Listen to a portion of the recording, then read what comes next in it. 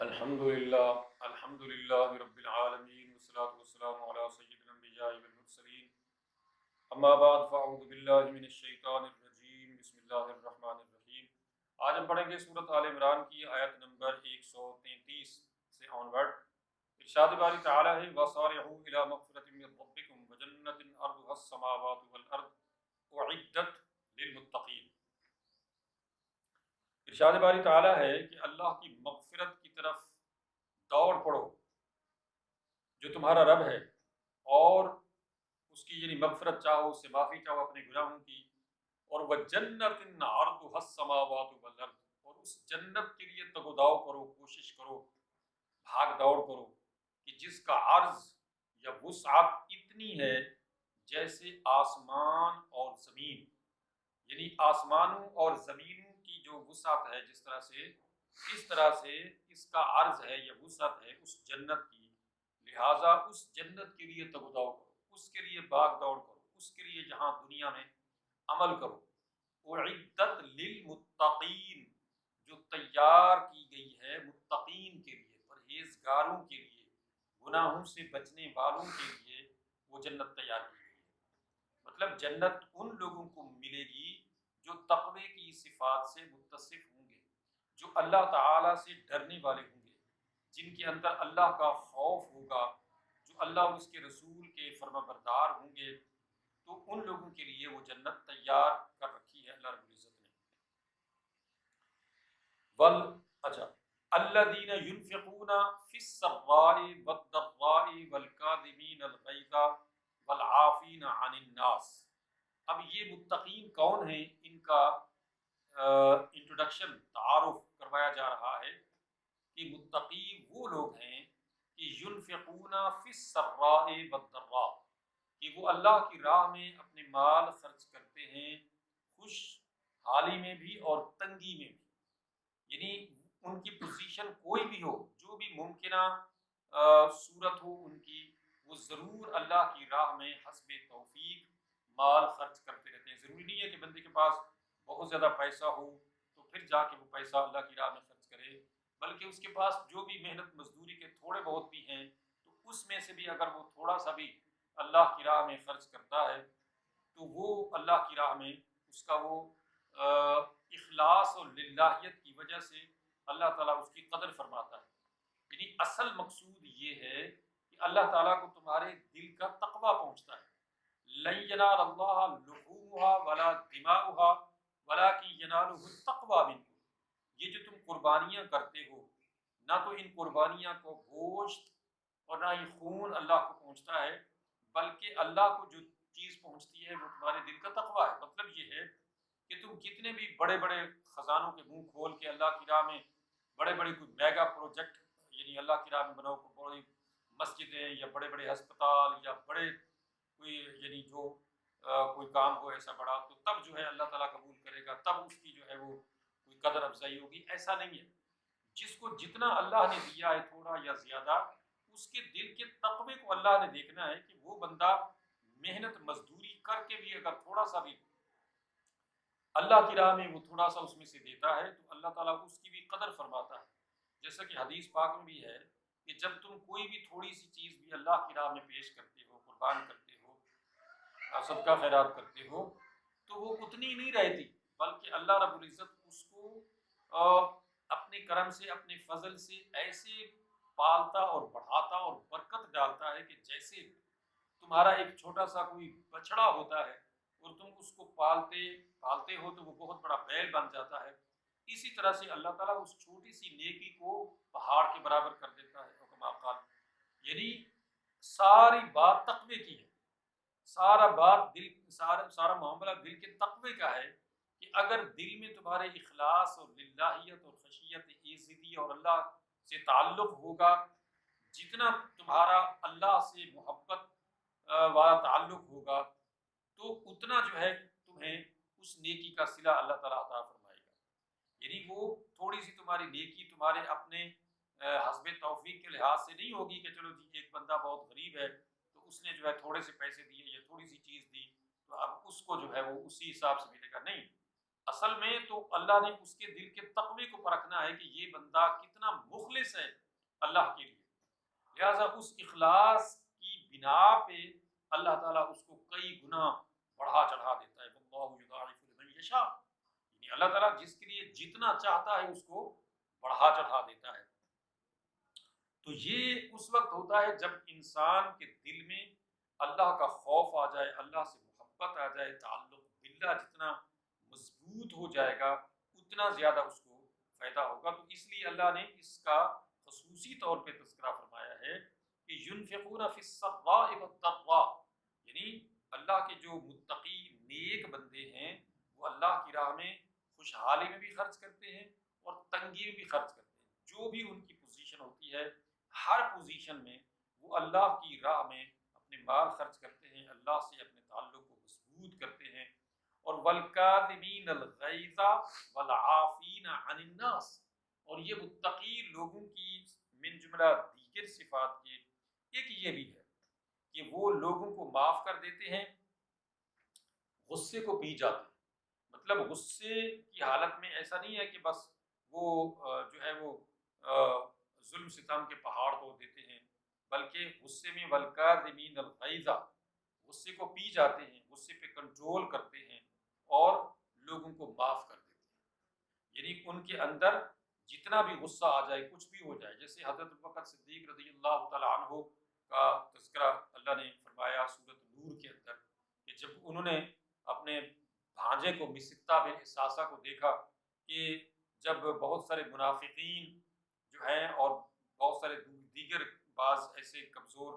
ایمان مسلمان بھی جو ہیں اس میں آ گئے تھے کہ جب منافقین نے حضرت عائشہ صدیقہ رضی اللہ تعالیٰ عنہا کے اوپر بہتان طرازی کی تو یہ بھی چہمے گوئیوں میں شامل ہو گئے۔ تو اس پہ حضرت ابوبکر صدیق کو بہت غصہ آیا کہ میرا بھانجا ہو کے اور میں اس کی جو ہے وہ ایک طرح سے تعلیم و تربیت اور تمام تر اخراجات اس کے میں پورے کر رہا ہوں، تو اس کو ذرا بھی خیال نہیں آیا کہ یہ بھی ان کے ساتھ شامل ہو گیا ہے۔ تو آپ نے جو ہے کہا کہ بس اس کا آج سے خرچہ پانی بند۔ تو اللہ تعالیٰ نے یہ آیت نازل فرمائی کہ وَلْيَعْفُوا وَلْيَصْفَحُوا أَلَا تُحِبُّونَ أَن يَغْفِرَ اللَّهُ لَكُمْ، یعنی تمہیں چاہیے کہ تم معاف کرو لوگوں کو، درگزر سے کام لو، کیا تم نہیں چاہتے کہ اللہ تعالیٰ تمہیں معاف کر دے؟ تو فوراً جب یہ آیت حضرت ابوبکر صدیق رضی اللہ تعالیٰ عنہ نے سنی تو آپ نے فرمایا کہ میں نے معاف کر دیا اس کو، اور پھر سے اسی طرح سے اس کا خرچہ پانی شروع کر دیا۔ کہنا مقصود یہ ہے کہ بندے کو غصہ جب آ جاتا ہے تو اس غصے کو پھر بندہ اللہ کے لیے یعنی اس کو پی جاتا ہے، اس کو ختم کر دیتا ہے، اور بندے جس کے اوپر غصہ آتا ہے اس کو معاف بھی کر دیتا ہے۔ تو یہ اللہ نے اس لیے تذکرہ فرمایا ہے کہ جو اللہ کے مومن بندے ہوتے ہیں وہ اللہ کے لیے اپنا غصہ بھی ختم کر دیتے ہیں، لوگوں کو معاف بھی کر دیتے ہیں، وہ اخلاص کے ساتھ، وہ للہیت کے ساتھ، وہ فی سبیل اللہ ایسا کرتے ہیں، وہ اللہ کی رضا کے لیے ایسا کرتے ہیں، ان کا مقصد سوائے اللہ کو راضی کرنے کے اور کچھ نہیں ہوتا۔ اور جب ایسا ہوتا ہے تو پھر واللہ یحب المحسنین، اللہ تعالیٰ ایسے ہی نیکوکاروں کو پسند فرماتا ہے۔ یعنی جو نیکی پسند لوگ ہوتے ہیں، جو نیکی کرنا چاہتے ہیں، جو اللہ تعالیٰ کو راضی کرنا چاہتے ہیں، اللہ کو بھی ایسے ہی لوگ پسند ہیں۔ والذین اذا فعلوا فاحشة او ظلموا انفسهم ذکروا اللہ فاستغفروا لذنوبہم۔ اور پھر مزید ان متقین کی صفات میں سے ایک صفت یہ بھی ہے کہ جب ان سے کوئی کھلے گناہ کا کام ہو جاتا ہے، کوئی بھی برا کام ہو جاتا ہے، یا کوئی ظلم زیادتی والا معاملہ ہو جاتا ہے، کوئی بھی کسی قسم کا گناہ والا معاملہ ہو جاتا ہے، تو ذکروا اللہ، اللہ کو فوراً یاد کرتے ہیں، اللہ سے معافی مانگتے ہیں، فاستغفروا لذنوبہم، فوراً اللہ سے اپنے گناہوں کی مغفرت طلب کرتے ہیں۔ وَمَن يَغْفِرِ الذُّنُوبَ إِلَّا اللَّهُ، اور بھلا کون ہے جو اللہ کے سوا گناہ معاف کر سکے؟ تو یعنی یہ بندہ مومن کی نشانی ہے کہ جب بھی اس سے گناہ سرزد ہو جائے تو وہ فوراً اس گناہ کو نہ صرف چھوڑ دیتا ہے بلکہ اللہ سے فوراً معافی مانگ لیتا ہے، توبہ کر لیتا ہے۔ اور اللہ رب العزت نے ایسے بندوں کی بہت قدر افزائی فرمائی ہے، قرآن میں جگہ جگہ ایسی آیات ہیں جن میں اللہ نے اپنے ایسے مومن بندوں کا تذکرہ فرمایا ہے کہ جو گناہ کر بیٹھتے ہیں تو گناہ کے فوراً بعد اللہ سے معافی مانگتے ہیں۔ چنانچہ حدیث میں آتا ہے کہ التائب من الذنب کمن لا ذنب، یعنی گناہ سے توبہ کرنے والا ایسے ہے جیسے اس نے کبھی گناہ کیا ہی نہیں، یعنی جب اس نے گناہ کر لیا تو اب اس کو ندامت ہوئی، اور ندامت اللہ کے رسول نے فرمایا الندم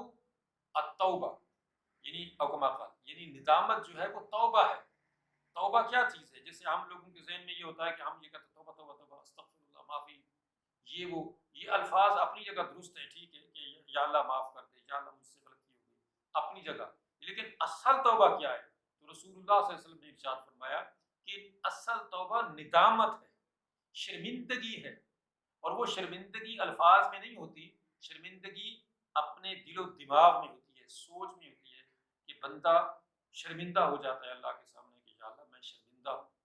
مجھے ندامت ہے کہ مجھ سے یہ گناہ ہوا ہے، لہٰذا میں نادم ہوں، میں شرمندہ ہوں اپنے اس گناہ کے اوپر۔ بس یہ چیز اگر بندے کے اندر آ گئی ہے تو سمجھ لے کہ اس کی توبہ ہو گئی، یعنی اصل توبہ اس وقت وہ سمجھ لے کہ اس نے کی ہے کہ جب اس کے دل و دماغ میں ندامت کا احساس پیدا ہو جائے، شرمندگی پیدا ہو جائے اس کے اندر کہ یا اللہ میں شرمندہ ہوں، یعنی دل میں، محض زبان سے تو لوگ کہتے ہی رہتے ہیں، گناہ بھی کرتے رہتے ہیں، توبہ توبہ بھی کرتے رہتے ہیں،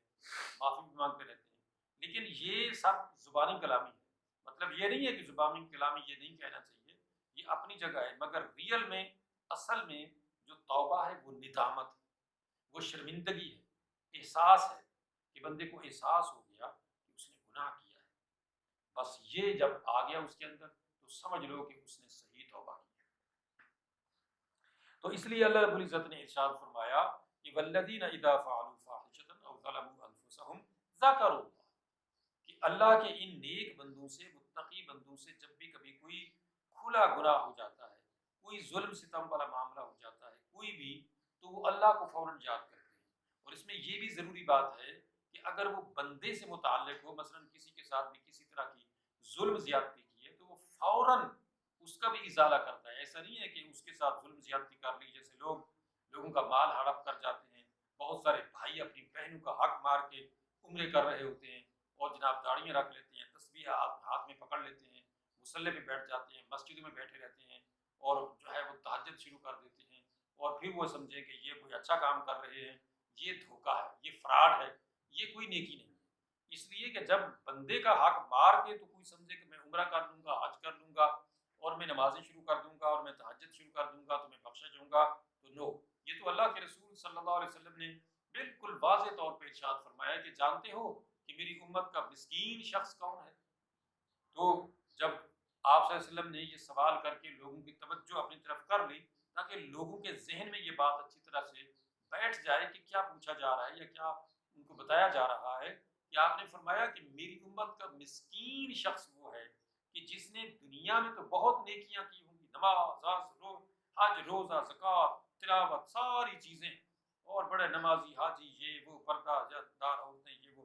لیکن لوگوں کے ساتھ ان کا رویہ برا ہو،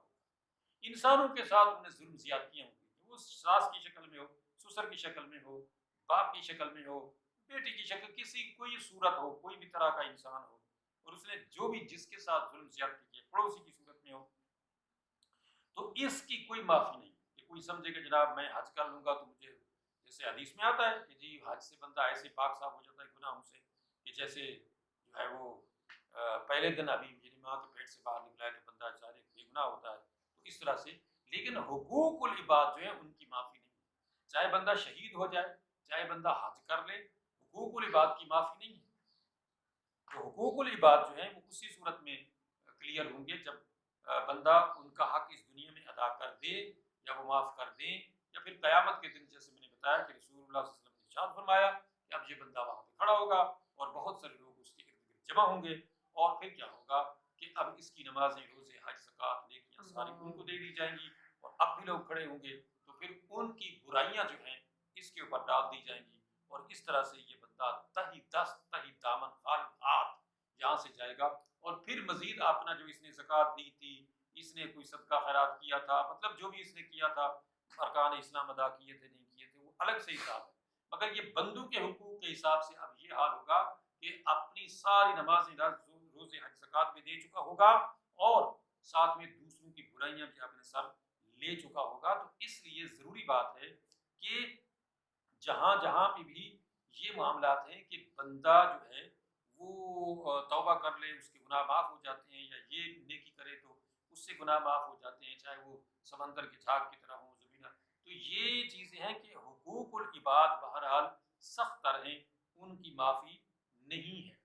اس لیے حقوق العباد والا جو معاملہ ہے اس کے بارے میں قرآن میں بھی بڑی سختی کے ساتھ حکم دیا گیا ہے. جیسے اللہ نے قرآن مجید میں فرمایا ہے سورۃ حجرات میں کہ یا ایھا الذین آمنوا اجتنبوا کثیرا من الظن ان بعض الظن اثم ولا تجسسوا ولا یغتب بعضکم بعضا ایحب احدکم ان یاکل لحم اخیہ میتا فکریہموہ. یعنی مومنو زیادہ گمان کرنے سے، بدگمانی سے بچو، اس لیے کہ بعض گمان گناہ ہوتے ہیں. اور ایک دوسرے کی ٹوہ میں نہ لگے رہا کرو، اور نہ ہی ایک دوسرے کی جاسوسی کیا کرو، اور نہ ہی ایک دوسرے کی غیبت کیا کرو. کیا تم میں سے کوئی شخص یہ پسند کرے گا کہ وہ اپنے مرے ہوئے بھائی کا گوشت کھائے؟ فکرہتموہ، تو تم یہ کبھی بھی پسند نہیں کرو گے کہ اپنے مرے ہوئے بھائی کا گوشت کھاؤ. لیکن یاد رکھو یہ جو تم غیبت کر رہے ہو، بیک بیٹنگ کر رہے ہو، یہ اس سے بھی برا ہے کہ تم کسی یعنی اپنے مرے ہوئے بھائی کا جو ہے گوشت کھاؤ. وہ تو تم پسند نہیں کرتے کہ جی مرے ہوئے بھائی کا تم گوشت کھاؤ، لیکن ایک زندہ انسان کی غیبت کر کے، یا مردہ ہے یا زندہ ہے جو بھی تم اس کی غیبت کر رہے ہو، تو اس سے بھی بڑا گناہ کر رہے ہو تم کہ ایک جیسے تم مردے کا جو ہے وہ گوشت کھا رہے ہو. تو کرے تم وہ، حالانکہ تم اس کو پسند نہیں کرتے، مگر تم اس کو پسند کرتے ہو کہ تم ایک پیٹھ پیچھے جو ہے برائی کسی بھائی کی بیان کر رہے ہو جو اس میں موجود ہے. کیونکہ صحابہ نے جب پوچھا کہ یا رسول اللہ کیا جب وہ برائی اس میں موجود ہو تب بھی یہ غیبت ہے، یہ برا ہے؟ آپ نے فرمایا تبھی تو یہ غیبت ہے، اس لیے کہ اگر وہ برائی اس میں موجود نہیں ہے جو تم بیان کر رہے ہو تو پھر یہ بہتان ہے. اور بہتان کی سزا تو بڑی سخت ہے، دنیا کے اندر بھی اس کی سزا 80 کوڑے ہے کہ اگر وہ بندہ جو ہے وہ ثابت نہ کر سکے جو بہتان ترازی کسی مسلمان کے اوپر وہ کر رہا ہے. بہرحال تو اللہ رب العزت نے ارشاد فرمایا کہ اللہ کے جو نیک بندے ہوتے ہیں وہ اپنے گناہوں کے اوپر اڑے نہیں رہتے، بلکہ وہ توبہ کرتے ہیں، معافی مانگتے ہیں اللہ تعالیٰ سے. ولم یصروا علی ما فعلوا، اور اس پر اڑ نہیں جاتے گناہ کے اوپر. یہ جب ہم دیکھتے ہیں کہ بہت سارے لوگ گناہوں میں ڈوبے بھی رہتے ہیں اور پھر بھی توبہ توبہ الفاظ میں کرتے رہتے ہیں لیکن گناہ چھوڑتے بھی نہیں ہیں، تو یہ اللہ نے فرمایا ولم یصروا. سرا یسروا سرن یا اسرارن کا مطلب ہوتا ہے اصرار کرنا، اڑے رہنا. مطلب گناہ جب ہو جائے تو اس کو چھوڑ دے، پھر ہو جائے پھر چھوڑ دے. اس میں یعنی اس میں ندامت ہو، اس میں شرمندگی کا احساس ہو کہ اس سے گناہ ہو رہا ہے. تو اس میں جو اللہ نے اہم بات یہاں پہ اس آیت میں بیان فرمائی ہے وہ ولم یصروا علی ما فعلوا، یعنی جو وہ برا کام کر رہے تھے اب اس پہ وہ اڑ نہیں گئے کہ نہیں ہم ٹھیک کر رہے ہیں،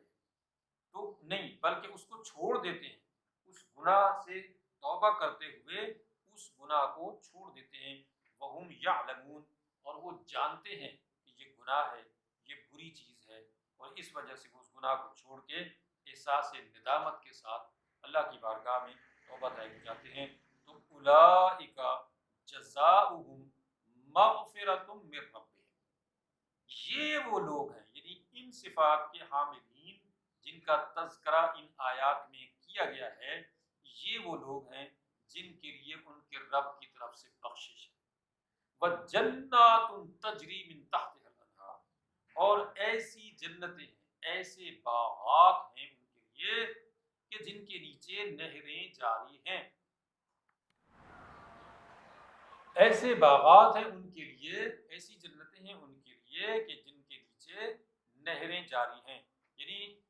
وہ لوگ کہ جو جنت کے لیے تگداؤ کرتے ہیں، آخرت پر ایمان و یقین کرتے ہوئے اعمال بچا لاتے ہیں، گناہ سرزد ہو جائے تو توبہ طائب ہو جاتے ہیں، گناہوں کو چھوڑ دیتے ہیں، اللہ سے معافی مانگتے ہیں، جو بھی معاملات ہیں اس دنیا کے اندر اپنے درست کر لیتے ہیں. تو اولئک جزاؤہم مغفرۃ من ربہم، ایسے لوگوں کے لیے اللہ نے مغفرت کر دی ہے، ان کی بخشش فرما دی ہے. اور وہ جنات تجری من تحتها الانہار، انہی لوگوں کے لیے جنت ہے جس کے نیچے نہریں جاری ہیں، اور یہ اس میں ہمیشہ رہیں گے، خالدین فیہا وَنِعْمَ أَجْرُ الْعَامِلِينَ،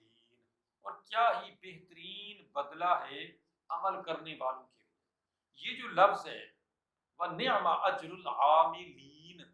یعنی کیا ہی اچھا صلہ ہے اللہ کی طرف سے جنت ان عاملین کے لیے، ان عمل کرنے والوں کے لیے جو دنیا کے اندر اس نیت کے ساتھ یہ اچھے اعمال بجا لا رہے ہیں کہ جی ہمیں جنت ملے گی، تو اس سے اچھا صلہ اور بدلہ ہو ہی نہیں سکتا ہے۔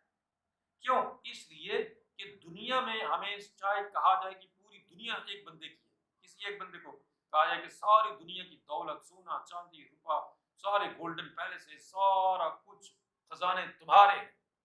تو تب بھی نہیں کہا جا سکتا کہ یہ سب سے بڑی کامیابی ہے، اس لیے کہ یہ چیزیں ممکن ہے اس کے مرنے کے بعد بھی کئی سو سال، ہزاروں سال رہیں، اس کے لیے بیکار ہے، اسے مر جانا ہے، چھوڑ جانا ہے، یہ ساری چیزیں ادھر رہ جائیں گی۔ اگر ایسا ہوتا تو کتنے لوگ ہیں جنہوں نے یہ بلڈنگیں بنائی، جنہوں نے روڈ بنائے، جنہوں نے پل بنائے، جنہوں نے بہت کاروبار اسٹیبلش کیے، سارا کچھ کیا، ان کا نام نشان بھی نہیں ہے، اس لیے کہ دنیا میں ہر بندہ جو آ رہا ہے وہ اس دنیا سے جا بھی رہا ہے، کیونکہ یہ مسافر خانہ ہے، اور مسافر خانہ ہمیشہ بھرا رہتا ہے، مگر وہاں ٹکتا کوئی نہیں ہے، رہتا کوئی نہیں ہے، اس لیے کہ وہ منزل نہیں، وہ مسافر خانہ ہوتا ہے، منزل کہیں اور ہوتی ہے۔ اس لیے تو اللہ نے جب جنت کا تذکرہ فرمایا ہے تو پھر یہ فرمایا کہ نعم اجر العاملین، یعنی کیا ہی بہترین بدلہ ہے عمل کرنے والوں کے لیے، محنت کرنے والوں کے لیے، مشقت کرنے والوں کے لیے، یعنی جنت کے لیے کام کرنے والوں کے لیے، کہ جو جنت کے حصول کے لیے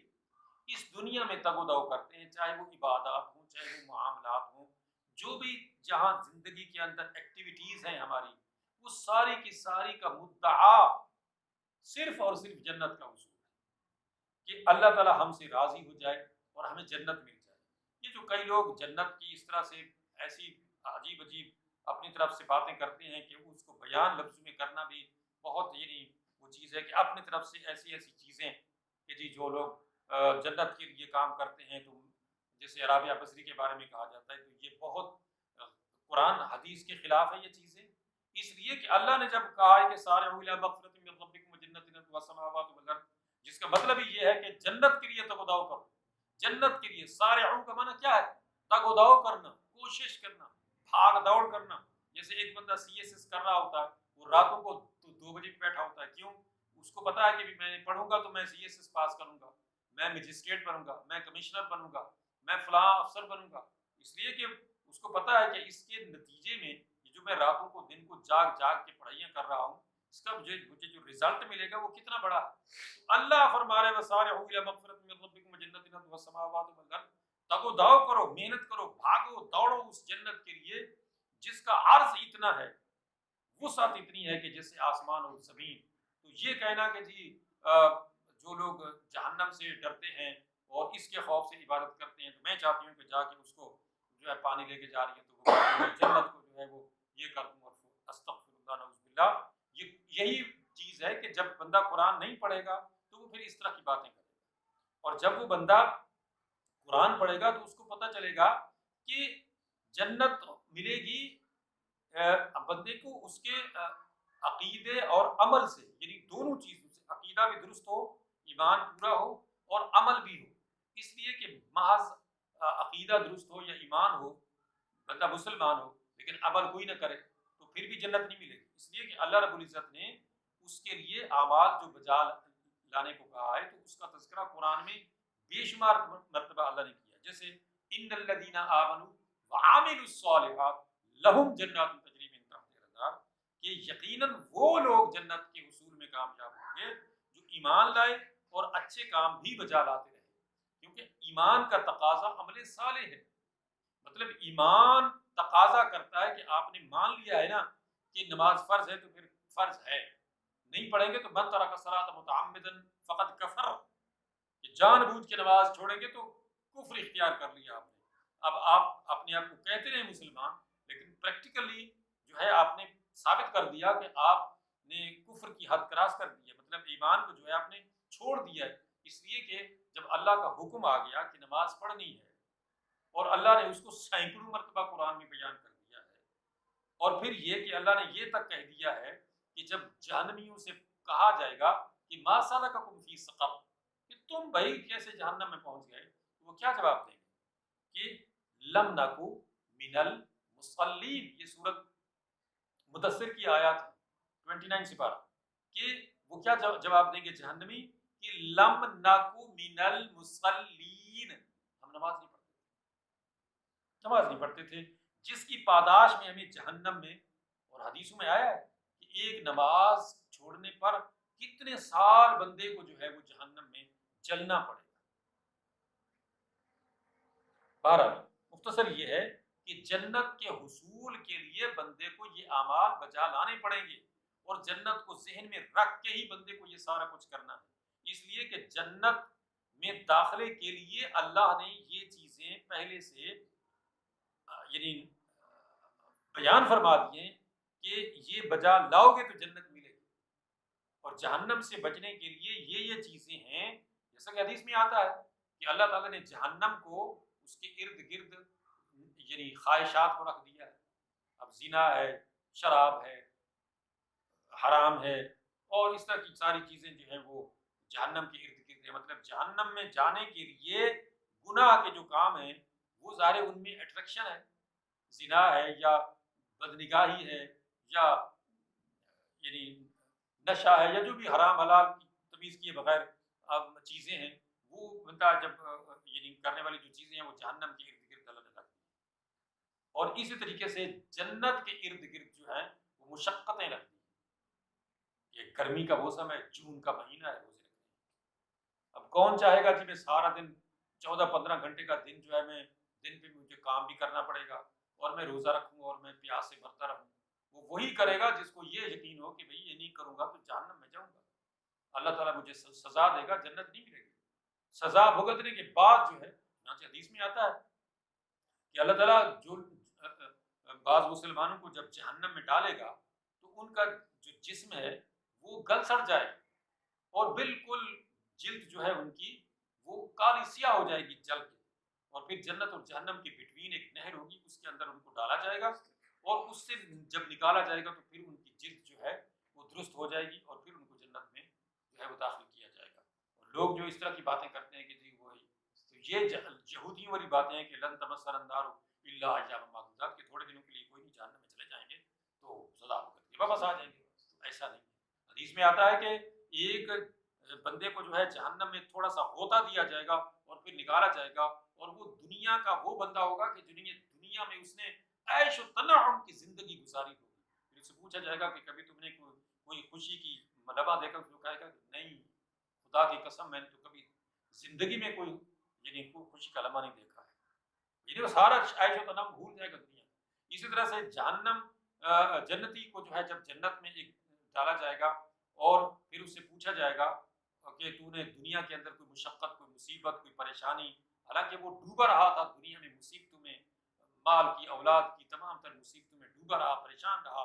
لیکن جب اس کو تھوڑی دیر کے لیے جنت میں لے جا کے پھر نکالا جائے گا، پوچھا جائے گا ہاں جی بتاؤ تم نے کبھی کوئی مصیبت دیکھی، کوئی پریشانی، کہے گا کہ خدا کی قسم میں نے کبھی کوئی مصیبت دیکھی ہی نہیں، یعنی وہ سارا کچھ بھول جائے گا، جیسے دنیا میں دیکھتے ہیں کہ بندے کو جب پریشانی آتی ہے، دور ہو جاتی ہے، تو بندہ بھول جاتا ہے کہ پریشانی تھی۔